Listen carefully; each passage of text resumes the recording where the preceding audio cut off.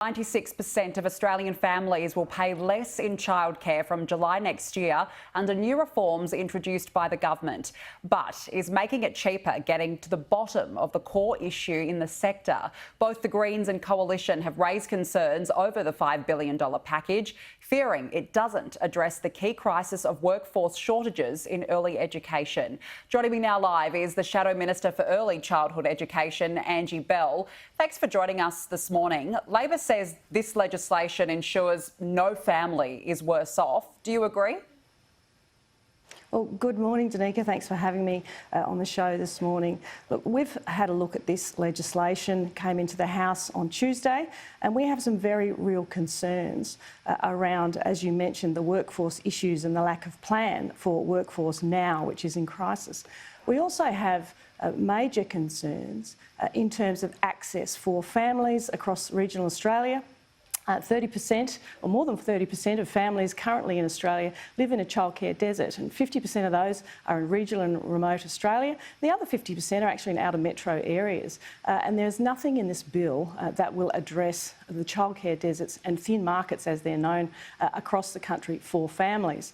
So we're not convinced that it will provide one extra place. It's a $4.5 billion package, revised down from 5.4, and we're not convinced that it's going to deliver one extra place for Australian families. OK, you mentioned workforce shortages. Why is there such a staff shortage? What's causing this? Well, it's a number of factors, Danica. Obviously, COVID was a factor, but workers across the sector also feel they're not being valued, they're being underpaid. That's what they're telling me in the roundtables that I've conducted around the country in the last more than 100 days.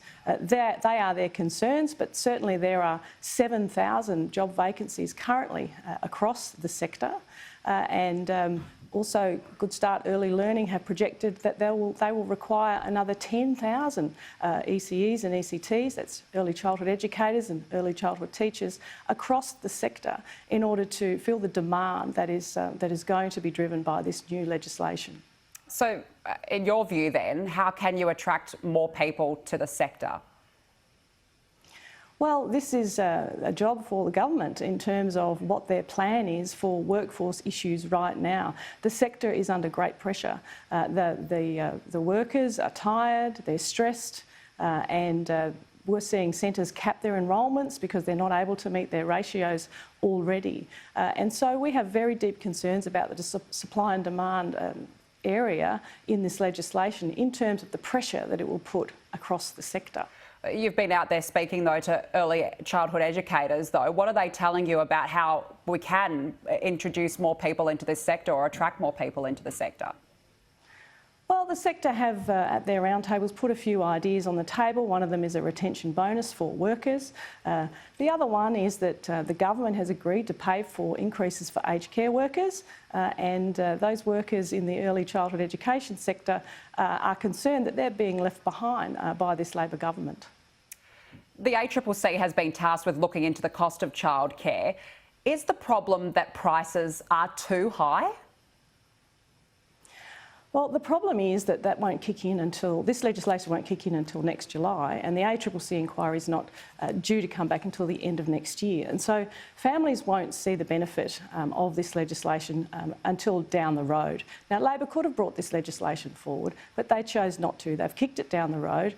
They're using software upgrades as an excuse for not bringing it forward, for not delivering their promise to Australian families across the country. And so this is a typical case of not enough detail and not enough work. They haven't done the modelling required on workforce participation in terms of women's workforce participation, which under the Coalition was at its highest at 62.3%. Under Labor, last time it was 58%. So I think the Coalition's record stands that we've done a good job in the early childhood education sector in terms of delivering extra places for Australian families. We delivered an additional 280,000 children into childcare under our reforms, the biggest reform package in 40 years, Danica. And so we're yet to see whether some of these increases will be lost. The childcare subsidy increases may be lost up to perhaps half to inflationary pressures.